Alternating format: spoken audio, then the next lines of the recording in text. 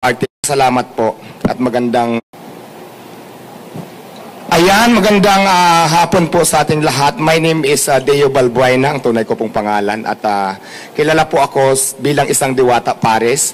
Nandito po kami para mag-file po ng COC para po sa vendor party list at isa po ako sa mga nominado. So maraming salamat po at magandang hapon ulit sa ating lahat.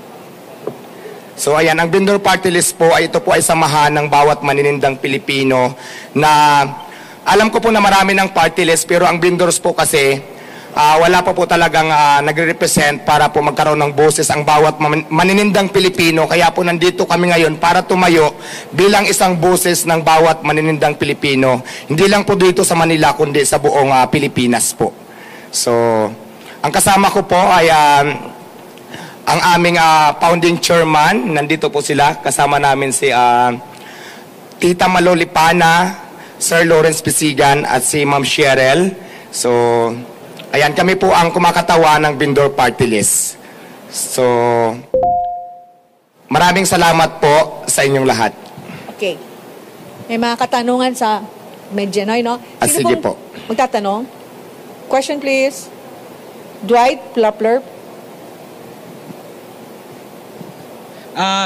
Clarification lang, sir. Pang ilang nominee po kayo ng pang ilang nominee po kayo ng vendor po ba o vendors po? Vendors party list po kami. Vendors party. At pang ilang nominee po? Pang-apat po. Bali pang-apat po ako. Pang-apat po. Opo. At kung makapasok po ang Diwata, ang vendor, sorry. Kung makapasok po ang vendor sa Congress, ano po yung specific legislation na gustong i-push ng inyong grupo? Ayan, ang advokasya po kasi ng vendor party list ay tulungan iangat ang bawat maninindang Pilipino. So, yun po. Magtatayo kami ng kooperatiba para na kung saan mas hindi mahirapan lumapit yung bawat maninindang Pilipino. Tapos, mayroon din kaming gagawin mga advokasya namin na yung mga vendors na kailangan natin iayos, lalo na po katulad sa akin, dati lang po ako street vendors, doon po, yun po ang isa sa mga tututukan ko din para po, yung walang mga pwesto, pwede natin tulungan para magkaroon ng mga pwesto, abot lang din sa kanilang makakaya. So, ganon. Sino pa po? Meron pa magtatanong? Wala na. Sa ABS-CBN po may magtatanong. Hi, magandang hapon, Diwata. Sino yung first 3 nominees ninyo? Ayan, yung first 3 nominees po namin, kasama ko sila, nandyan sila ngayon. Binanggit ko kanina, si Tita Malolipana, Sir Lawrence Pisigan, at saka si Ma'am Cheryl. So, sila po yung tatlo. Oo, bakit ikaw yung mas pinagsalita nila ngayon? Kasi, alam ko din naman na mas marami magtatanong pag nandito para sa akin. Kaya ako yung umakyat talaga. Nag-voluntary para umakyat dito na ako na lang yung magsalita.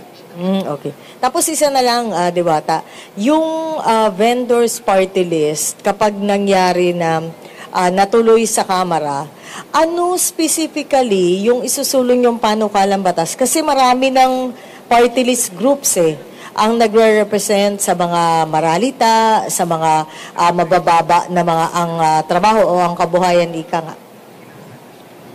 Ayan, ang mga batas na tulad ng sinabi ko kanina, na magkaroon, kasi diba sa dami ng party list, pero wala pa po kasi nagre-represent ng vendor party list. Nandito kami ngayon para maging boses sa lahat po ng mga vendors, para tulungan po, magtulong-tulong kami para may angat po ang mga vendors sa buong Pilipinas. Okay, meron pa pong magtatanong? Robert Mano. Teleradyo po yan, Mr. Diwata. Hi sir, magandang hapon. If ever lang ba mabigyan kayo ng pagkakataon na makapagsilbi, makakuha kayo ng pwesto sa Kamara pagdating ng halalan sa Mayo, paano ninyong hahatiin yung oras ninyo? Let's say for example, dahil nominado din po kayo dito, kahit na pang-apat kayo, it would entail a lot of works, di ba? Kailangan nyo pong pag-aralan yung mga panukalang batas na isusulong ninyo. Hindi po ba magiging hadlang ito para doon sa mga negosyo nyo naman na pinapasok ngayon? Hindi po, kasi sa business ko bilang isang Diwata Pares, may mga tao naman po ako na nag-handle na mapapagkatiwalaan ko. Kaya yung oras ko, kaya naman po i-divide kung saan dapat So, binibigyan nyo ng garantiya yung publiko na ano po ang mas focus ninyo ngayon na dahil tinanggap ninyo yung nominasyon, yung pagtitinda po natin, pagiging vendor o yung mga advocacies at panukalang batas na isusulong ng inyong pong party list group? Siyempre magpupokus tayo sa party list, pero hindi naman pwedeng pabayaan ko din yung tindahan ko. So, yon. Bibigay po ba kayo ng Anli Pares sa Kamara? Ay bakit hindi kung gusto nila? Mag-unrice tayo doon at free soft drinks pa. Okay, thank you. May question pa siya sa likod. Thank you. Hello po, good afternoon. Since kayo po yung fourth nominee ng Vendors Party List, ano po yung nag-udyok sa inyo para sumabak po dito po sa party list and sa... Ayan, ma'am, base kasi sa mga karanasan ko, siguro naman maraming nakakakita dito sa social media kung paano ako may paglaban bilang isang vendors. Noong nakilala ko po si Vendor Party List, talagang hindi ako nag-atubili na sumama sa kanila para ipaglaban ang karapatan ng bawat maninindang Pilipino. Nang intensyon lang naman namin ay mabuhay ng patas na ito lang yung kaya namin gawin. So yun po, maraming salamat. Thank you. Please. Sir, good afternoon po. Amor Santos po from Newswatch. Sir, ano po sa tingin niyo yung magiging bentahe po ninyo sa pagtakbo ninyo sa halalan? Considering na tama po ba, first time po ninyo nasasabang Yes, politika? first time po. Ano po yung parang mai-offer nyo na bago sa publiko para makumbinsi po sila na bumoto para sa vendors party list? Ayan po, kasi ang advocacy talaga ng vendor party list para po sa lahat ng vendors, para nga tulungan yung mga vendors, yung mga nagtitinda, kasi di ba pag vendors tayo, importante talaga yung puhunan. Hindi kasi makapagtinda kung wala kang puhunan. Isa pa yan sa mga advokasya namin na dapat namin gawin pag binigyan kami ng pagkakataon para makaupo dyan sa pwesto. So, yun po.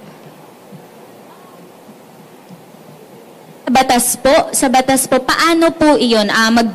Gusto nyo pong magkaroon ng batas na magbibigay ng puhunan po sa mga vendors? Paano po ba yung specific yung bill? sa batas kasi, ito kasi yung dapat bilang isang vendor talaga kasi naranasan ko talaga kung paano talaga makipaglaban sa mga, di ba, nakiklearing tayo. Ang batas na gusto kong gawin, tapos lalong-lalo na po yung sa karanasan ko din na medyo yung permit medyo napakahirap, yun kasi ang naisip ko. Gusto ko mag-implement ako ng batas sa pag-aralan na para mas mapadali. At susunod tayo sa batas talaga, pero yung hindi mahirapan yung bawat maninindang Pilipino na kagaya lang naman sa akin, mga small business lamang po kung tawagin. So parang ganun po yung naisip ko. Tapos yung tulungan yung mga vendors na, di ba, yung iba sabi ko nga, yung mga nasa kalsada, ayusin natin na hindi naman dapat yung basta na lang kukunin yung mga paninda, di ba, kasi lahat naman yan pinaghirapan, yung iba niya iutang pa yung puhunan. Isa pa yan sa mga naisip ko na gagawin ko para makatulong sa bawat maninindang Pilipino. Okay, thank you. Last question, please. Sige, ha. Yung nasa dulo na girl. Papas lang po ng microphone. Question lang po, paano nyo po nakilala ang vendors party list? At kayo po ba ay voluntary na sumama po na maging fourth nominee or inimbitahan po kayo? Voluntary po akong sumama kasi last year ko pa silang nakilala, tapos yun nga, napag-usapan namin regarding sa vendors. Ako mismo yung voluntary sumama kasi gusto ko din talaga, tulad ng sinabi ko kanina, na magkaroon ng boses yung bawat maninindang Pilipino para ipaglaban din naman yung karapatan ng bawat manininda. Kaya po sumama ako ng kusa sa kanila para mag-volunteer. So yun po, ma'am. Maraming salamat. Maraming salamat. Okay, sino pa po? Sir, isang question lang. Can you tell us yung background lang po ng vendors party list? Kailan po siya finorm? Ayan, yung vendor party list po, Samahan ng Maninindang Pilipino. Nag-umpisa ito noong June 24, 2022. Tapos na-registered namin ito noong January 10, 2024. So, yun, doon po nabuo ang samahan namin. Ang mga miyembro nito ay street vendors, tapos yung mga nagtitinda sa palengke.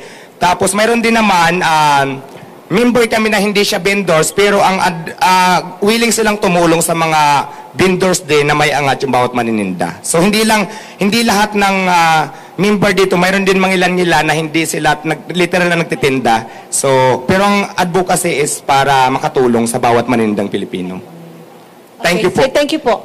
Sir, magpapicture. Yung ano po, dali niyo dito sa gitna. Yan. Pero po kayo. Bababa po. Wala kayong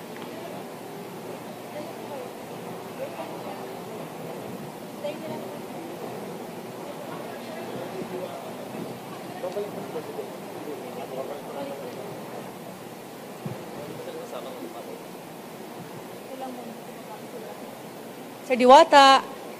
Thank you. Ito na, join ka muna sa part mo.